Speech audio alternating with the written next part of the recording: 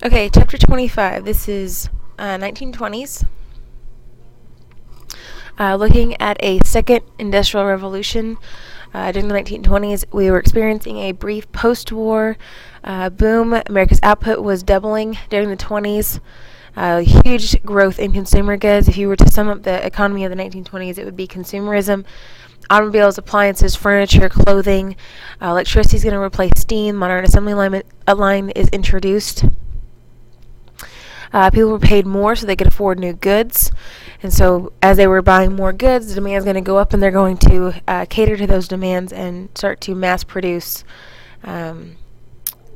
consumer goods and grow industries all around. Worker productivity was rising with the help of moving assembly lines and electric motors. The workers, or per hour worker productivity was going up by about 75% during this time.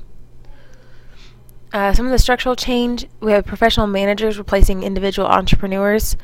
Corporations were becoming the dominant form.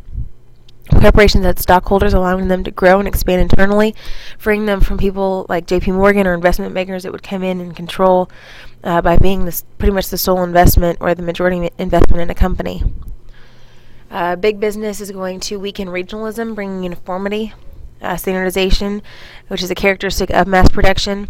So clothing, food, furniture, the differences depending on which region you were in are disappearing, and so the same fridge you would buy in Detroit would be the same fridge that you would buy in Charleston. So wherever you were, it would be the same idea.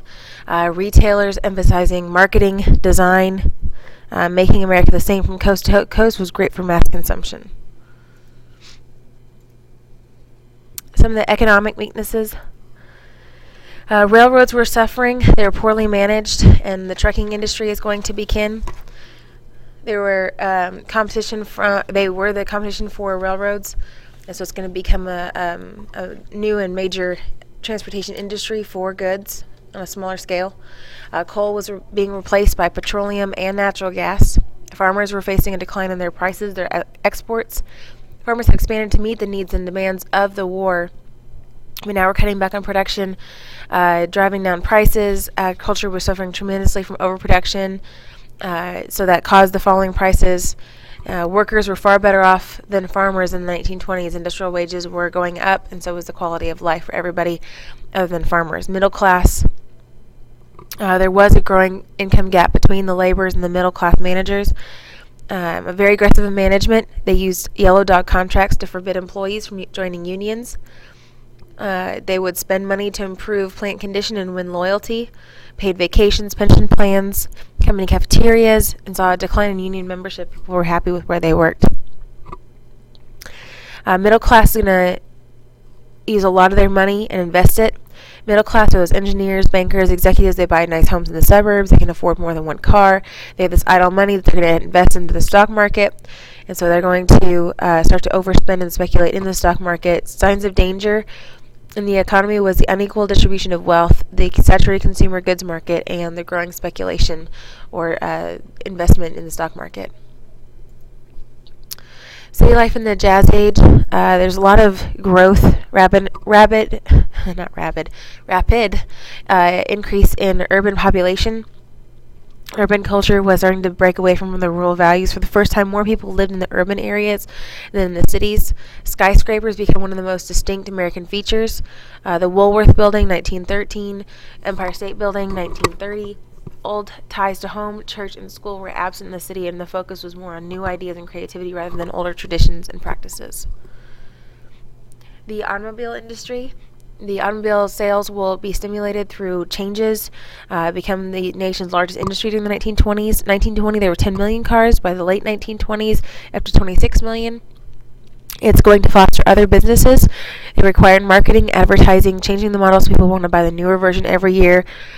Begin to pay on installment plans or credit. Mass production of cars led to steel, rubber tires, paint, glass, and also encourage people to start to move to the suburbs. Real estate can now expand beyond the city. Ford was perfecting his assembly line, a car every 10 seconds, and cars created 6 million new jobs. All right, changes for women and family during the 1920s. Second Industrial Revolution opened up more jobs for women. No great gain to women workers.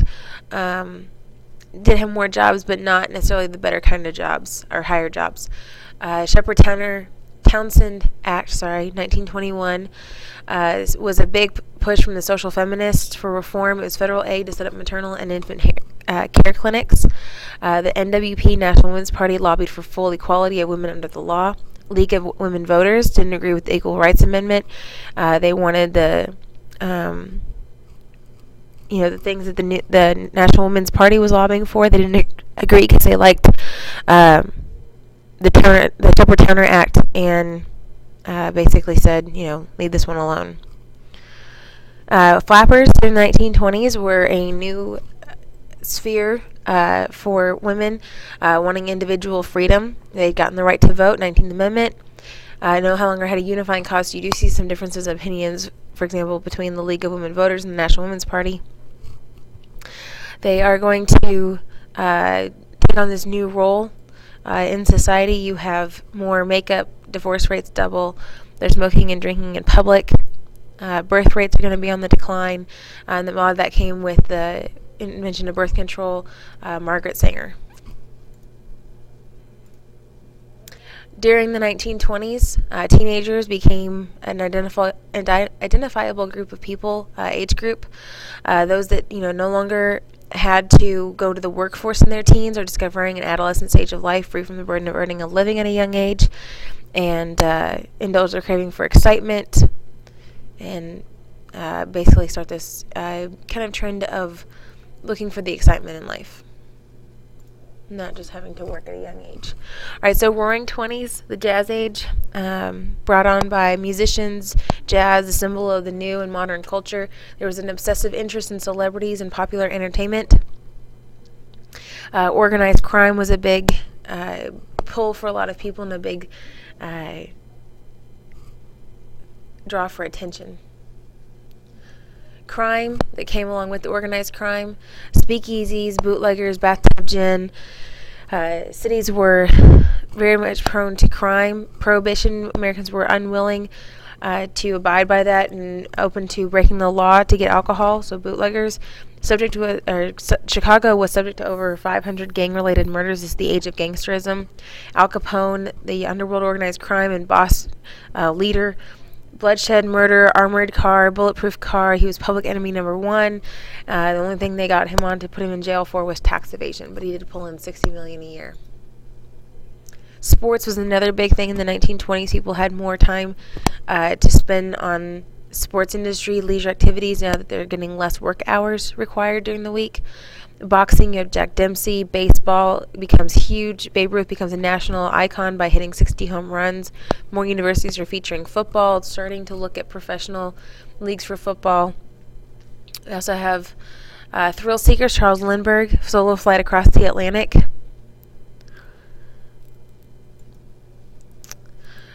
I went back too far. Charles Lindbergh is known for a few things. He is known for his flight, but he's also known for the kidnapping case, known as the Lindbergh Law, to make interstate kidnapping punishable by death. In 1932, his baby was kidnapped for ransom and found murdered later on. Movies and radio. The film industry is going to grow and take off. They have starting to make their way towards movies that could talk. So, the talkies came in the 1920s, pairing sound and dialogue with the actual video instead of the silent movies where you'd watch a screen and then you have to read a screen of dialogue. Radio network was huge. Amos and Andy were radio programs, kind of like sitcoms on the radio, really popular. The film industries, by mid-20s, every large city had a movie theater and averages about 100 million customers per week. Movie attendance overall, not in each city. Corporations with the radio broadcasting and central power stations to bring in the broadcasting. All right, Harlem Renaissance. Harlem Renaissance was huge advancements in the culture brought on by the African American population. A lot of the music, such as jazz, started in New Orleans and made their way to the cities during the whole Great Migration during World War I. Named for the culture work of blacks was Harlem Renaissance. They became the intellectual voice of the black community in Harlem. You have prominent jazz musicians. Billie Holiday, very well-known singer. You have Louis Armstrong, the blues, to express the suffering of African Americans. And people really liked the arts that were coming out of Harlem, and people from the cities would go into Harlem just to experience the culture, and it became a nationwide phenomenon. Literary following, the alienation from the 20s mass culture, kind of the essence of their writing during this time period. T.S. Eliot, Hemingway, Fitzgerald, the Lost Generation, as they were called by Gertrude Stein, wrote about the disillusionment of society. New intellectual writers, they comment on the industrial society, the materialism, like Great Gatsby, F. Scott Fitzgerald's book, and just very different ideas from what the rest of society was looking at. They're very much a critic. You have W. Du Bois and NAACP becoming, like I said, the intellectual voice in Harlem, headquarters of that civil rights movement and changing. Marcus Garvey supported the Back to Africa movement. He did sell stock for a Black Star cruise line, led to federal charges of corruption. And Du Bois actually disagreed with the Back to Africa, but does endorse the idea of racial pride. So he's a little different than Marcus Garvey. Doesn't agree with him completely, does agree with the whole racial pride idea, but not that they should all leave and go to Africa. Marcus Garvey, during his trial with the corruption with his stock sales, he's actually ended up being deported. All right, so the rural counterattack comes in. The rural Americans are identifying urban culture with communism, crime, immorality, trying to force reform on the American people. Shifting to a lot of social tensions. They see the city life as evil, saloons, little Italy's, little Poland's, communist cells, free love, atheism, and the country wants to restore back to the Anglo-Saxon Protestant culture to root out the un-American, quote-unquote, behavior. War was kind of unleashing this nationalistic spirit to want uniformity and conformity, and so they're going to try to push that on some of the urban culture. A lot of it came from a fear from immigrants. The Red Scare, in response to the Russian Revolution and the triumph of Marxism scaring Americans. There were about 60,000 communists in America. It was the first and most intense outbreak of national alarm, heightened by the nationalism from World War I, fear of communism, Eugene V. Debs' growing socialist numbers, more strikes, series of mail bombs, all of that playing into the hype and fear that was in the 1920s. Strikes were alarming people. The bombings were setting them off, and so the Attorney General Palmer led a massive roundup of foreign-born suspected anarchists and communists to hold them for deportation without due process, almost 4,000 of them. Some patriots, extreme patriots, had the idea of SOS, ship or shoot them. It was very fast and furious. It does lose its momentum, but leaves the ideas of the foreign-born were viewed with hostility and suspicion, and that's really kind of culminated in the Sacco Vanzetti trial. 2 immigrants, one a shoemaker, one a fish peddler, symbolizing the intolerance for the time period. They were involved in a robbery turned murder. Condemned more for the ideas than the actual evidence that they had. They were Italian, they were atheists, anarchists, draft dodgers, Italian immigrants. They were just seen as a symbol of everything people didn't like, and so they were convicted, found guilty, and both sentenced to the electric chair. Prohibition, we talked about this a little bit last unit. 18th Amendment was ratified, result of the rural effect of anti-saloon league, religious leaders, the drunkenness and the moral issue, calling it the noble experiment. The Volstead Act was there to help enforce it. It did lead to a decline in drinking.